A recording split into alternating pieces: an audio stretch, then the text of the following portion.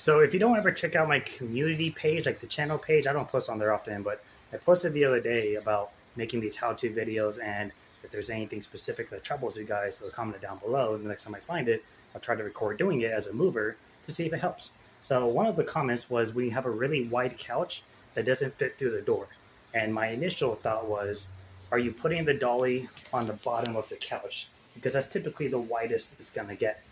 And typically, if I'm using a four-wheeler, I'm putting the four-wheeler dolly on the back side, because most couches are usually thinner in height than they are in width. So that's usually the first go-to. And if you can, pop the legs off. These are the ones with the stupid little holes in them, and it's a pain in the ass. But normally that's like the best route. Or take it out on a hand truck and put the corner of the hand truck right here between the arm and the foot. This is going to be your most sturdy side. And then you would just stand it up so that the way the hand truck goes along here. I could do that as well. But just for demonstration purposes, we're going to use this couch. I don't think it'll be too much of an issue to get it out as is, even with the feet on. But I just want to show you how you could do that with a wider piece. So the way the couch is right now is fine. But I'm going to put the four-wheeler on this side of the couch. This is where the cushions would have been. This is the nose of the couch. I don't recommend usually putting it there unless it's a recliner. And we talked about this in the recliner video. I'll tag that somewhere up here to check out. But the problem with putting it on there all the time is there's not a lot of surface area. You'll see once I put it up, the couch is going to continuously want to go this way. It's going to want to keep falling because there's no support. There's nothing holding it in place. And in addition, if you're already in a tight space, you want this dolly to be all the way up under it. You don't want it to be like this. You don't want it sticking out because it's going to get stuck at the door frame. You want it in here.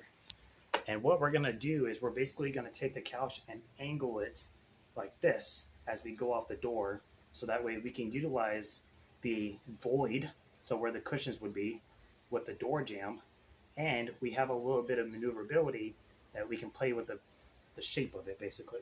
So I'll put the phone in the hallway recording it so you can kind of understand it a little better.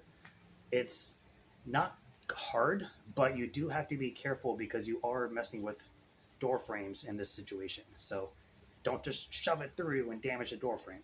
All right, so the first thing I'm going to do is stand the couch up, and then I'm going to put the four-wheeler under my foot and lower it down, and I'll show you exactly what I'm talking about.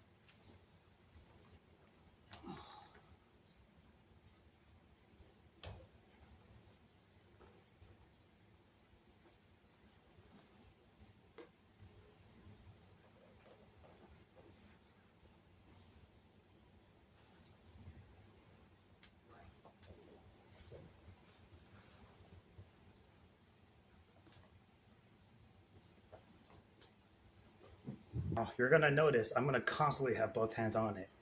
It's going to want to tip to the right or left. There's nothing holding it in place. There is no weight distribution in this situation. So yes, this can be done by yourself. That's what I'm going to show you. But do be careful that you don't let go, because that leg will go right through drywall.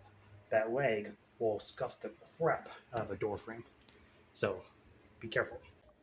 Now, if you guys watch here, watch my left arm. I'm going to lift up on the couch, a little bit on an angle. I'm shifting the bottom portion where the cushion is towards the door frame to utilize that extra space on the right. I'm not even worried about the right anymore because I know where the couch is. I'm going to bring it out to the end. I'm kind of stuck there, so I'm going to pull it back in a little and hook it back around the door, and that's all you're doing. You're using that empty space to maneuver through the door frame.